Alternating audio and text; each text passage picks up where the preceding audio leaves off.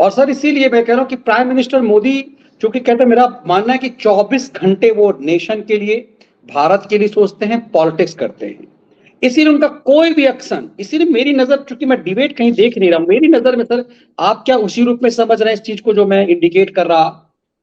लंका को नहीं बुलाना, पाकिस्तान को नहीं बुलाना, खास करके नेपाल को नहीं बुलाना, और उसमें बांग्लादेश को बुलाना और मॉरिशस को बुलाना, हिंद महासागर का छोटा सा हिंदुस्तान, एक छोटे से देश को, और बांग्लादेश को। नेपाल के साथ हमारा बेटी रोटी का रिश्ता है, लेकिन जिस तरह से चिरकुटाई नेपाल बीच बीच में चीनी सिक्के के बल पे के कारण करता है, ये कभी कभी उसे औकात अपने भाई को भी बताना पड़ता है यदि वो भटक रहा होता है। श्रीलंका के बिगड़े हालात को प्राइम मिनिस्टर मोदी के दौर में बताने की कोशिश की गई, बर्बाद भिखमंगे की कगार पे था, तब आर्थिक मदद की गई, लेकिन वो जो एक खनखनाट चीनी सिक्के पर जो कूदता है, तो आज अपमान तो लंका भी झेल रहा होगा कि सबको बुलाया गया, पाकिस्तान भी, इच्छा तो उसकी भी रही होगी कि जरा हम भी आए, हम क्योंकि भुखमरी है, कम से कम सर आटा रोटी वोटी तो यहाँ पे मिल ही जाता पाकिस्तान के प्राइम मिनिस्टर और उसके डेलीगेशन को। देखिए मनीष जी, पाकिस्तान और लंका ये दो देश जो हैं, ये अपमान से परे हो चुके हैं। ये अपमान जैसा शब्द इनके लिए नहीं है, उस पर विचार भी नहीं करते कि अपमान हो गया क्या हो गया, ये उससे बहुत आगे जा चुके हैं, अपमान से भी बहुत आगे जा चुके हैं। इनकी स्थिति तो ये हो गई है, खासकर मैं पाकिस्तान के लिए कहूंगा कि जैसे कहीं बड़े पार्क में कोई भव्य शादी समारोह हो रहा होता है, तो दो है पार्क, उस पार्क में, मैदान में, कि देखो कोई जानवर ना घुस न पाए। तो पाकिस्तान की स्थिति तो वो है कि कोई जानवर ना घुस न पाए, तो ऐसे किसी आयोजन में पाकिस्तान ना आने पाए, इसके लिए अलग से प्रबंध किया जाता है। वो इस हैसियत में नहीं रह गया। मैंने कल भी गिनाया था कि आतंकवाद में टॉप 10 पे पूरी दुनिया में, भुखमरी में सबसे टॉप 10 पे, कर्जा जिससे सबसे ज्यादा चढ़ा उसमें टॉप 10 पे, तो हर बात वो पीछे से टॉप 10 पे, जिसमें जो बदनामी वाले काम में सब में वो शीर्ष पर है। और दूसरा पूरी तरह से बिका हुआ है चीन के हाथों। और मनीष जी, फिर आनंद आएगा लोगों को कि पाकिस्तान से तो अमेरिका को विशेष चिढ़ है मनीष जी, और उसका कारण है। और वो मैं सामान्य तो उससे उदाहरण देके बता दूं तो आप लोगों को आसानी से समझ में आएगा कि किसी पैसे वाले, किसी बाहुबली की जो रखेल होती है, और वो रखेल जब किसी दूसरे बाहुबली के पास चली जाती है उसको छोड़ के, तो दर्द बहुत गहरा होता है, वो बहुत गहरा होता है। तो पाकिस्तान 60-70 साल तो पाकिस्तान अमेरिका की रखेल बनी रही कि जो तुमको पसंद वही बात करेंगे, और एकदम से चिटक के उसके दुश्मन के पास आजकल वो चीन की रखेल बनी हुई है। तो फिर अमेरिका की कसक कुछ और भी है, केवल राजनीतिक कूटनीति थी कि 60-70 साल तो इसने हमको लूट लिया, अरबों खरबों डॉलर हमने इसको दिया, और जब आया तो ये जाके चीन के साथ बैठ गया। तो पाकिस्तान तो कायदे से खारिज हो चुका है, राइट ऑफ हो चुका है, जैसे बैंक वाले ने, तो बैंक का वो राइट ऑफ कर देता है, तो अब ये कहीं दुनिया की गिनती में नहीं है। श्रीलंका अभी भी चीन के लोभ में फंसा हुआ है। जो गंभीर बात है कि वो एक तरह से चीन की जो सामरिक रणनीति है, सामरिक विस्तार जो अपना कर रहा है अपनी सीमाओं से बाहर जाकर, उसमें श्रीलंका उसका हथियार बन गया। भले वो भुखमरी बन गया हो या आर्थिक मजबूरियां उसकी, जो पहले वो एक तरह से गिरवी रखा जा चुका है पूरा चीन के हाथों, लेकिन वो इन सब बातों से दुनिया को मतलब नहीं है। दुनिया जो है चीन को एक बड़ा खतरा देखती है, और श्रीलंका को उसी कैटेगरी में गिन रही है।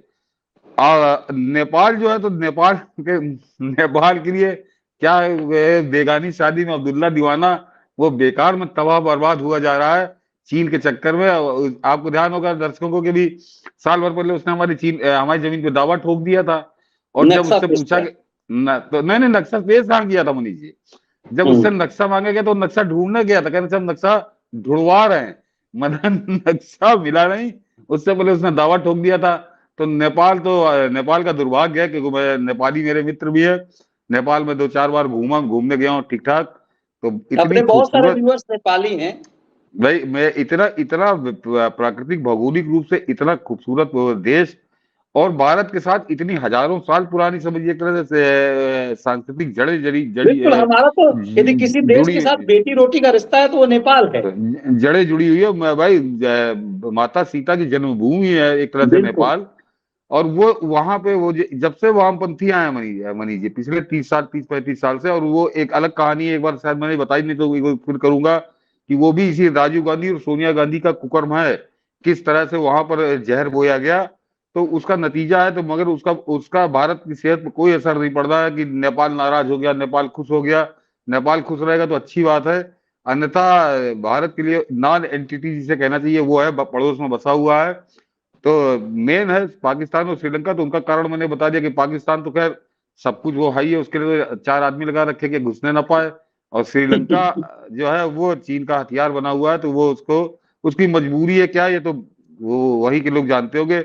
बाकी हम लोगों ने देखा कि जो हालात पाकिस्तान के वही हालात श्रीलंका में हुए थे, और भारत की मदद से ही संभला था उबर वो पाया है। भारत।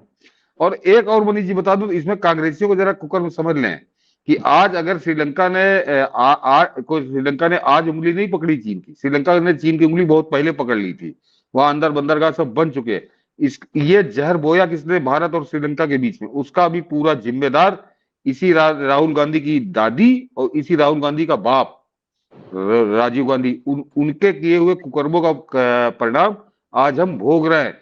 कितने लोगों को मनीष जी मालूम है कि जिस प्रभाकरण ने राजीव गांधी की हत्या करवाई, जैसा कहा जाता है, हालांकि प्रियंका गांधी को विश्वास आज भी नहीं है, उस प्रभाकरण को इसी हिंदुस्तान में कांग्रेस की सरकार ने ट्रेनिंग दिलवाई थी कि तुम जाके श्रीलंका में उपद्रव करो। ये बाकायदे दस्तावेजी तथ्य है, बाद में एजेंसियों सब खुले। बाद में उसको यहां से तैयार करके भेजा, बाद में उसको मारने के लिए यहां से सेना भेज दी गई, जो भारतीय शांति फौज शांति सेना भेजी गई थी। तो जाहिर सी बात है कि वो ये सारा नाटक जब उजागर हुआ, पूरी दुनिया में खुला, तो श्रीलंका को भी समझ में आया कि भारत हमारे साथ कैसा खूनी खेल खेल रहा था, कि हमारे यहाँ आतंकवादी पहले भेज दिए, उसके बाद इनको मार दो, और किस तरह का उन्होंने भी अपने 2-2, 3-3 राष्ट्रपति खोए मनीष जी उस सिंगल प्रभाकरण के आतंकवाद में। तो भारत के प्रति जो एक अलगाव या घृणा का भाव समझिए कि श्रीलंका में आया, तो उसका दोषी तो राजीव गांधी और इंदिरा गांधी है। तो उसका परिणाम आज हम भोग रहे, उसने चीन की उंगली पकड़ ली। तो ये कांग्रेसी जो दुहाई देते पहले अपने पुराने पापों को देखे उसको।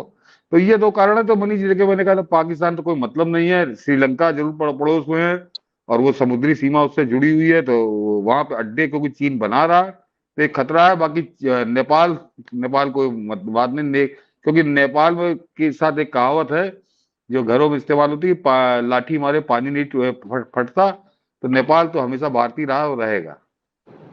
और इन दोनों देशों को उसको सबक और संदेश दिया है नरेंद्र मोदी ने कि तुमको बुला सकते थे लेकिन तुमको नहीं बुलाएंगे। ये मुझे भी यही लग रहा है कि खास करके बांग्लादेश को बुला करके और मॉरिशस को बुला करके इन दोनों देशों को बहुत बड़ा संदेश प्राइम मिनिस्टर कहते हैं ना कि उनके हर चीज से एक बड़ा संदेश जरूर से देते हैं।